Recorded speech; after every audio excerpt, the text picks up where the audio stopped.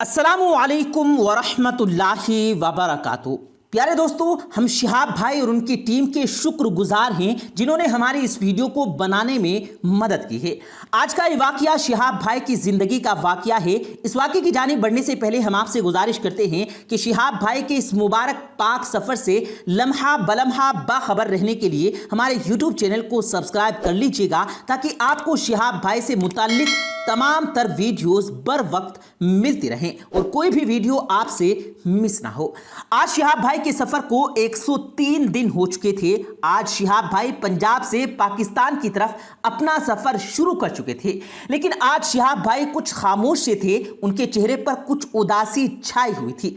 ऐसा लग रहा था कि वो कुछ परेशान से हैं। आज हवा भी बहुत तेज चल रही थी, बादल भी छा चुके थे। इसलिए मैंने सोचा कि शायद परेशानी की वजह हो सकता है कि ये मौसमी सूरत हाल ही हो, क्योंकि जाहिर सी बात है शिहाब भाई का ये सफर कोई चंद घंटों या चंद दिनों पर मुश्तमिल नहीं। वो जिस पाक और मुबारक सफर पर जा रहे हैं वो तो कई महीनों पर मुहित है, और अभी तो उन्हें 4 ममालिक की सरहदें उबूर करनी थी और एक ऐसे मुल्क से भी होकर गुजरना था जो इस वक्त शदीद सैलाब की जद में है। बेशक शिहाब भाई का एक एक सेकंड बहुत कीमती था। मुसलसल 3 घंटे चलने के दौरान भी शिहाब भाई ने कोई भी बात नहीं की थी, जिसकी वजह से मुझे बहुत परेशानी हो रही थी। नमाज ज़ुहर का वक्त भी हो चुका था और अब शिहाब भाई के साथ चलने वाले लोगों की तादाद में भी खासा इजाफा होता चला जा रहा था। ये लोग शायद इस नीयत से चल रहे थे कि वो भी शिहाब भाई के साथ ही नमाज ज़ुहर अदा करेंगे। चलते चलते एक मस्जिद आ गई। वो मस्जिद बहुत ही ज़्यादा बड़ी थी। सबने जल्दी से वज़ू किया और नमाज अदा करने लगे। नमाज ज़ुहर की जमात में अभी 10 मिनट बाकी थे। शिहाब भाई ने भी 4 सुन्नतें अदा की और इमाम साहब के पीछे बाजमात नमाज ज़ुहर अदा की। जैसे ही बाहर निकले तो आसमान से तेज़ बारिश बरस रही थी। शिहाब भाई ने जल्दी से बरसाती पहनी और बारिश की परवाह किए बगैर चलना शुरू कर दिया। अभी कुछ ही दूर पहुंचे थे कि बारिश इस कदर तेज हो चुकी थी कि इस तूफानी बारिश में पैदल चलना भी मुश्किल हो गया था। लेकिन शिहाब भाई अपने सफर पर बगैर बारिश की परवाह किए रवां-दवां थे। और अभी तक जो बात मुझे परेशान कर रही थी उनका इस तरह से चुप रहना था। आज उन्होंने कोई भी बात नहीं की थी। एक पुलिस ऑफिसर जो कुछ बूढ़ा नजर आ रहा था वो भागकर शिहाब भाई के करीब आया और उनसे कहने लगा, बेटा अगर मुनासिब समझें तो इस मस्जिद में रुक जाएं। जैसे ही बारिश कम हो जाएगी हम अपना सफर शुरू कर लेंगे। शिहाब भाई ने जब देखा कि इतनी बारिश में इतनी बड़ी तादाद उनके साथ चल रही है तो मजबूरन उन्हीं की खातिर उन्हें रुकना पड़ गया। वो मस्जिद के बाहर ही एक साइड में रुक गए और बारिश कम होने का इंतजार करने लगे। शिहाब भाई रुकना तो नहीं चाहते थे, लेकिन जब उनकी नजर उनके साथ चलने वालों में बच्चे, जवान, बूढ़े, गर्ज के हर उम्र के लोगों पर पड़ी तो उनके साथ चल रहे थे तो मजबूरन उन्हें भी रुकना पड़ा। मैंने मौका गनीमत जाना और शिहाब भाई के पास चला गया। मैं मजीद अब खुद पर जब्त नहीं रख सकता था और उनसे पूछ ही बैठा, भाई सब खैरियत तो है? आप आज कुछ उदास से लग रहे हैं। इतना कहना था कि शिहाब भाई की आंखें नम हो गई और बोले, मैं तुमको अपने दोस्त की जिंदगी का एक ऐसा वाकया सुनाता हूं जो हर शख्स के लिए एक इबरत है और इस वाकये से हम सबको सबक हासिल कर लेना चाहिए। शिहाब भाई का इतना कहना था कि सभी साथी लोग उनका घेरा बनाकर बैठ गए और शिहाब भाई की बात गौर से सुनने लगे। शिहाब भाई ने आगे कहा, दोस्तों और भाइयों, कभी कभी हम इस बात से अनजान रह जाते हैं कि हमारी की हुई छोटी छोटी गलतियां किस तरह से हमारे बसे बसाए घर को तबाह व बर्बाद कर देती हैं। हम इस बात को भूल जाते हैं कि हमारे घर में जो गलत हो रहा है कहीं उसके जिम्मेदार हम खुद तो नहीं हैं। प्यारे दोस्तों, आज हम आपको हमारे एक दोस्त का सच्चा वाकया बताने वाले हैं जिसको सुनकर आप लोग हैरान हो जाएंगे। हमारा एक दोस्त है जिसका नाम परवेज है। उसने अपना एक सच्चा वाकया हमको बताया, जिसको सुनने के बाद हमें लगा कि ये वाकया आप लोगों के साथ भी शेयर करना चाहिए, ताकि जो कुछ हमारे दोस्त परवेज के साथ वाकया पेश आया वो कहीं आप लोगों के साथ पेश ना जाए।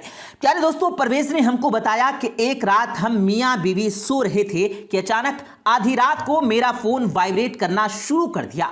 मेरे मोबाइल की लाइट स्क्रीन ऑन हो चुकी थी। ये सुनकर मेरी आंखें खुल गई और मैंने अपने मोबाइल उठाकर देखा तो देखा कि शबनम की कॉल थी।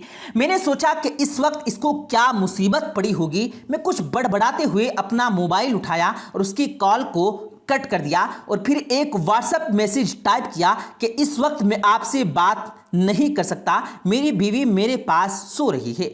मैसेज सेंड करने के बाद मैं शबनम के जवाब का इंतजार करने लगा।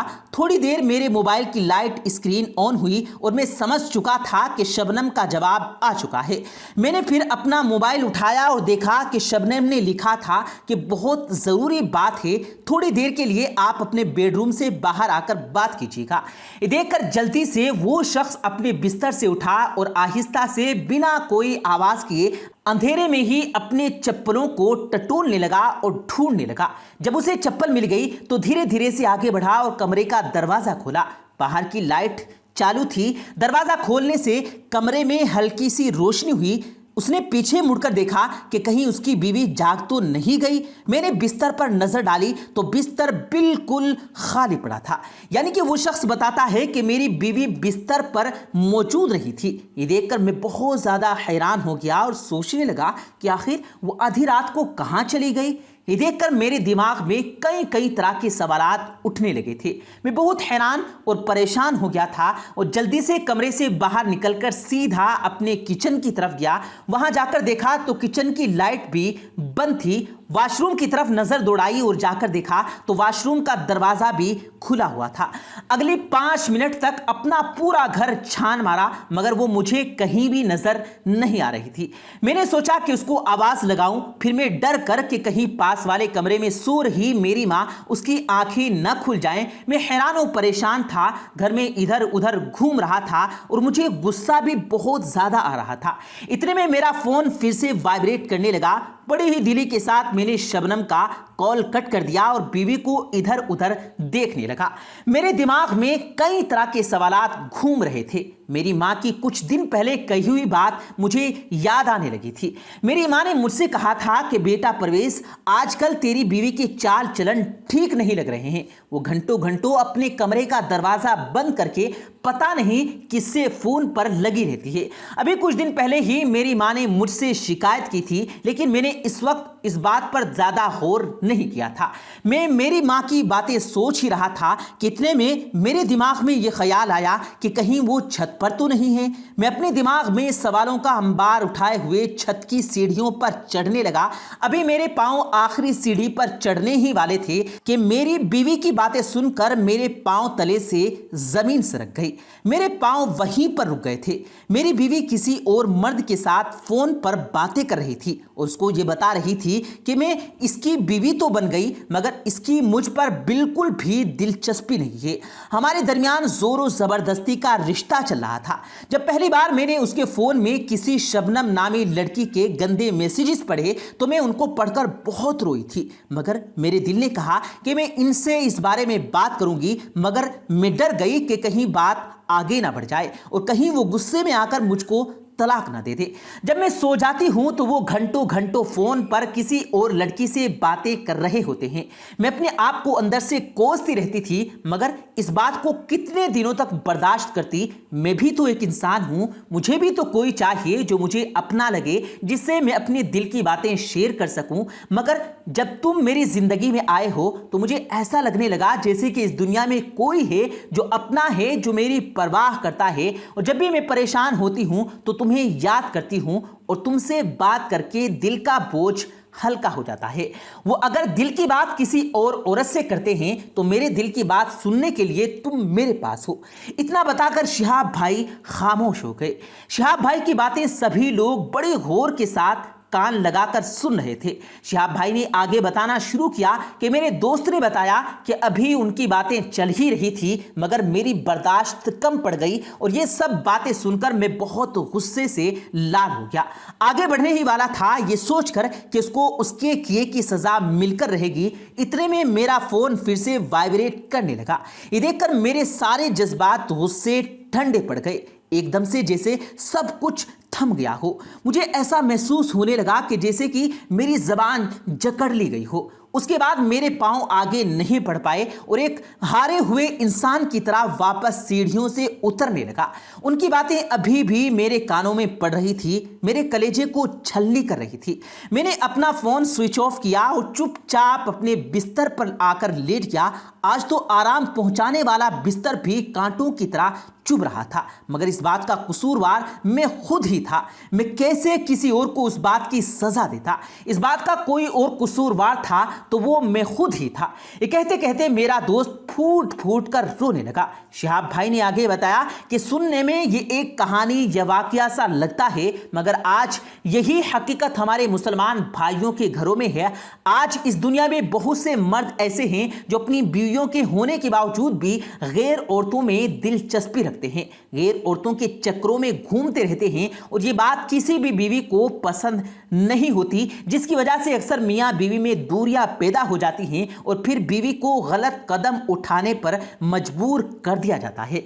अगर आप चाहते हैं कि आपकी बीवी हमेशा आपकी वफादार बनकर रहे तो आप खुद बीवी के वफादार बने, किसी और औरतों के चक्कर में ना रहें, और अगर आप ऐसा करते रहेंगे तो आप खुद उसके जिम्मेदार होंगे। आप अपनी बीवी को वक्त दीजिए, अपनी बीवी से मोहब्बत कीजिए, तो आपकी बीवी सिर्फ और सिर्फ आपकी ही बनकर रहेगी।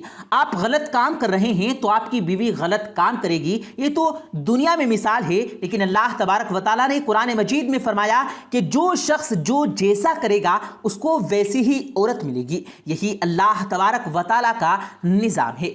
शिहाब भाई के इस वाक़े में सभी साथी बिल्कुल खो से गए थे। शिहाब भाई ने कहा अब हम सबको चलना चाहिए। सभी साथियों ने शिहाब भाई की हाँ में हाँ मिलाई और ऐसे ही सफर पर निकल पड़े। अल्लाह पाक से दुआ है कि अल्लाह पाक शिहाब भाई के सफर को बआसानी पाया तकमील तक पहुंचाए। कमेंट सेक्शन में आमीन जरूर लिखिएगा। प्यारे दोस्तों, ये थी हमारी आज की वीडियो। उम्मीद है आपको पसंद आई होगी। वीडियो पसंद आने की सूरत में इसे लाइक कीजिएगा और अपने दोस्तों के साथ जरूर शेयर कीजिएगा, और मजीद इसी तरह की वीडियोस पाने के लिए हमारे यूट्यूब चैनल को सब्सक्राइब करके साथ में लगे बेल आइकन पर जरूर क्लिक कीजिएगा, ताकि मजीद अपलोड होने वाली वीडियोस का नोटिफिकेशन बर वक्त आप तक पहुंचता रहे। मुझे दीजिएगा इजाजत, मिलते हैं फिर एक नई वीडियो के साथ। तब तक के लिए अल्लाह हाफिज।